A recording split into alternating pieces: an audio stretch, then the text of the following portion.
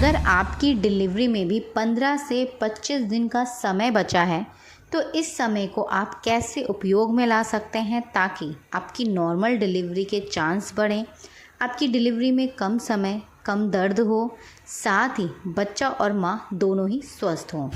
नमस्कार दोस्तों, स्वागत है आप सभी का बेबी केयर फैमिली पर। आज की वीडियो बहुत ज़्यादा इम्पॉर्टेंट होने वाली है, तो वीडियो को बिना स्किप करें एंड तक ज़रूर देखिएगा। तो आइए अपनी वीडियो को हम फटाफट से शुरू करते हैं। क्या आप जानते हैं अगर 15 से 25 दिन का समय बचता है तो इस समय को सही तरीके से उपयोग में लाना बहुत ज़रूरी है। साथ ही कुछ बातें हैं जिन्हें आपको जानना चाहिए। नंबर 1, घर के कौन कौन से काम नहीं करने चाहिए। नंबर 2, डिलीवरी से पहले हमें क्या क्या खाना चाहिए। नंबर 3, लेबर पेन आ गया है या आने वाला है कैसे पता चलेगा। नंबर 4, हमें कौन कौन सी एक्टिविटी एक्स्ट्रा करनी चाहिए और डॉक्टर के पास कब कब जाना चाहिए। तो आइए अपनी वीडियो को हम शुरू करते हैं। सबसे पहले हम बात करेंगे कि हमें घर के कौन कौन से काम नहीं करने हैं। आपको भारी बाल्टी उठाकर इधर से उधर नहीं जाना, यानी कि आपको कपड़ों की बाल्टी अगर बहुत ज़्यादा भरी है, थोड़ी सी हैवी हो रही है, तो उसको आपको उठाकर बाहर नहीं ले जाना। छत पर कपड़े डालने नहीं जाना है। साथ ही आपको बहुत भारी या बहुत ज़्यादा कपड़े भी नहीं धोना है। आपको अवॉइड करना है डिलीवरी से पहले कि आप जितना हो सके कपड़े कम धोएं और हल्के कपड़े धोएं। और आपको कपड़ों से भरी बाल्टी उठाने की बजाय कम कपड़े बाल्टी में डालकर बाहर डालने चाहिए। नंबर 2, ज़्यादा सीढ़ियाँ ना चढ़ें। नवा महीना पास आ गया है, साथ ही डिलीवरी का समय पास आ रहा है, 15 से 25 दिन बचे हैं, तो कोशिश कीजिए कि आप सीढ़ियों पर ज़्यादा अकेले उतरना और चढ़ना ना करें, ख़ास तौर पर अकेले।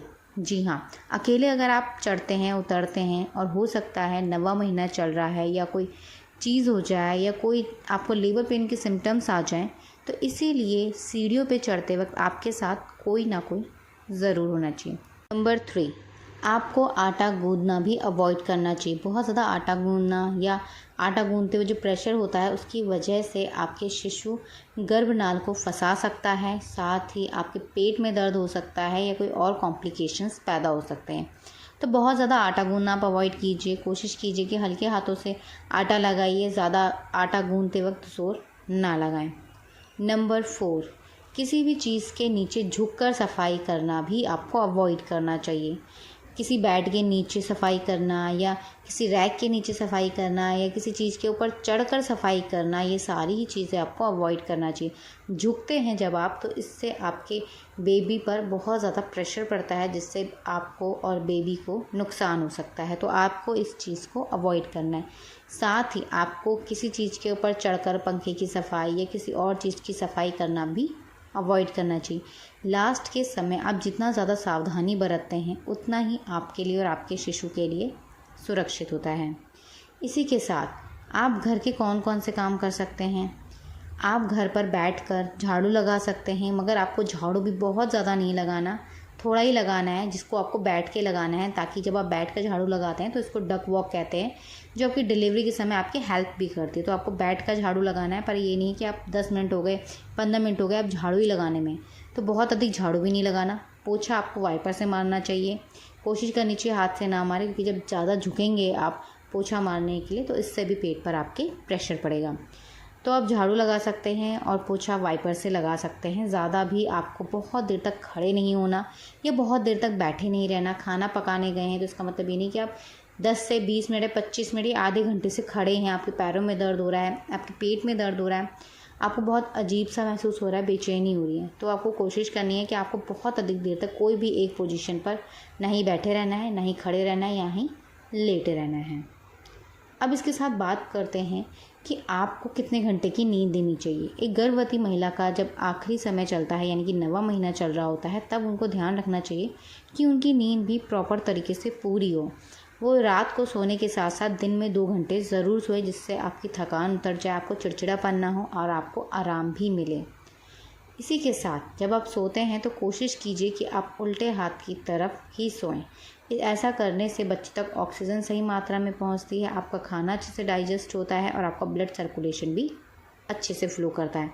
तो इस बात का आप विशेष ध्यान रखें। सोते वक्त अपने नीचे तकिया और पिलो ज़रूर रखें, पैर के बीच में, पेट के पास। बात करते हैं कि आपको खाना क्या क्या चाहिए। कोशिश कीजिए कि आप गर्म तासीर की चीज़ें खाएं। अगर मौसम गर्मियों का हो तो गर्म तासीर की चीज़ें ज़रूर लें, मगर कम मात्रा में लें। कम मात्रा में इसलिए लें क्योंकि अधिक गर्मी होने से अगर आप ज़्यादा गर्म तासीर की चीज़ें ले लेते हैं तो इससे आपकी बॉडी में प्रॉब्लम्स हो सकती हैं, आपको लूज़ मोशन हो सकते हैं, वॉमिटिंग की प्रॉब्लम हो सकती है, या आपको कोई और हेल्थ इशू हो सकता है। तो कोशिश कीजिए, गर्मियों का अगर समय है तो आप कम मात्रा में गर्म तासीर की चीज़ों का सेवन ज़रूर कीजिए। जैसे घी को आप अपनी डाइट में शामिल कीजिए। घी को आप रात को दूध के साथ ले सकते हैं, रोटियों के साथ खा सकते हैं, दाल में ले सकते हैं, सब्जियों में डालकर खा सकते हैं, या किसी भी आप फूड में डालकर घी का सेवन ज़रूर कीजिए ताकि आपकी नॉर्मल डिलीवरी के चांस बढ़ जाएं। इसी के साथ पानी की पर्याप्त मात्रा आपकी बॉडी में ज़रूर होनी चाहिए, ख़ास तौर पे गर्मियों के समय में। गर्मियों के शरीर में हमारे शरीर में पानी की बहुत अधिक कमी होती है। अगर गर्भ अवस्था के दौरान आपके शरीर में पानी की कमी हो जाए तो ये कमी बच्चे के चारों ओर एमनियोटिक फ्लूइड जो होता है उसमें भी कमी ला सकती है। जब उसमें कमी होगी तो आपकी नॉर्मल डिलीवरी पर इसका इफ़ेक्ट पड़ेगा, बच्चे की ग्रोथ पर, बच्चे की मूवमेंट पे इसका इफ़ेक्ट पड़ेगा। तो कोशिश कीजिए, अगर समय गर्मियों का है या सर्दियों का भी है तो आपको अपने शरीर को हाइड्रेट रखना है, पानी की कमी बिल्कुल नहीं होने देनी है। मौसमी फल आप ले सकते हैं, जूस आप ले सकते हैं, आप छाछ ले सकते हैं, दही का सेवन आप कर सकते हैं, कोकोनट वाटर का आप सेवन कर सकते हैं। गर्मियों का समय तो नींबू पानी लीजिए, गन्ने का जूस लीजिए, बेल का जूस लीजिए, ये सारी चीज़ें आप ले सकते हैं। इसी के साथ अगर मौसम गर्मियों का नहीं सर्दियों का है तो गुनगुना पानी अपनी डाइट में ज़रूर शामिल कीजिए। गर्मी के समय में आप सुबह उठकर मॉर्निंग में खाली पेट 1 गिलास गुनगुना पानी ज़रूर लीजिए। गुनगुने पानी का सेवन करने से हमारे जो मसल्स होती हैं वो फ्लेक्सिबल होती हैं, जिसकी मदद से हमारी नॉर्मल डिलीवरी के चांस बढ़ते हैं और डिलीवरी में हमें कम दर्द होता है। तो गुनगुना पानी अगर सर्दियों का मौसम है तो आप कंटिन्यू ले सकते हैं। अगर गर्मियों का मौसम है तो मॉर्निंग में उठकर खाली पेट गुनगुना पानी 1 गिलास ज़रूर लें।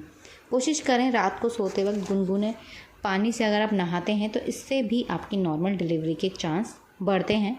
तो रात को सोते हुए गुनगुने पानी से आप नहा भी सकते हैं।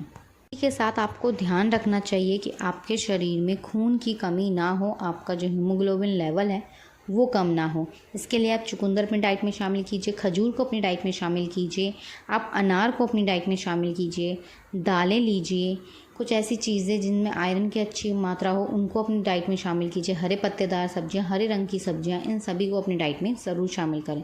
अगर आपके शरीर में हीमोग्लोबिन लेवल कम होता है तो डिलीवरी के समय आपको और शिशु को बहुत सारी तकलीफ़ों का सामना करना पड़ सकता है।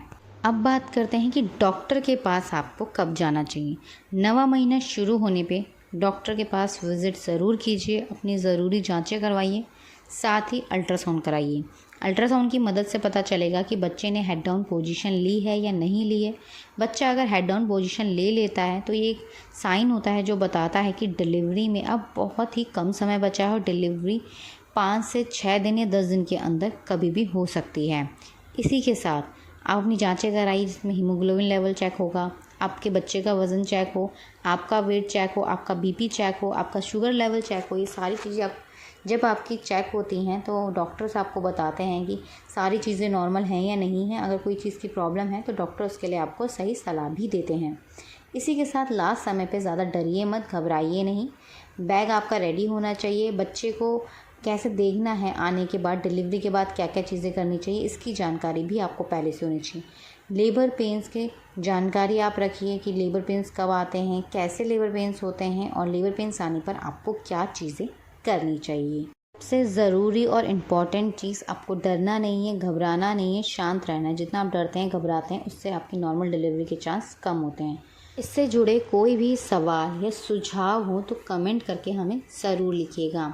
अगर आपको हमारी वीडियो पसंद आई हो तो लाइक ज़रूर कीजिए, साथ ही अपनी गर्भवती दोस्तों के साथ इस वीडियो को शेयर ज़रूर कीजिए। साथ ही अगर आप फेसबुक या यूट्यूब पे हमें पहली बार देख रहे हैं तो प्लीज़ हमारे चैनल को फॉलो और सब्सक्राइब ज़रूर कीजिएगा ताकि प्रेगनेंसी और पेरेंटिंग से जुड़ी ऐसे ही इंपॉर्टेंट वीडियोस आपको मिलती रहें। हमारी वीडियो को पूरा देखने के लिए आप सभी का धन्यवाद। मिलते हैं आपसे नेक्स्ट वीडियो में, तब तक के लिए अपना ध्यान रखिएगा। धन्यवाद।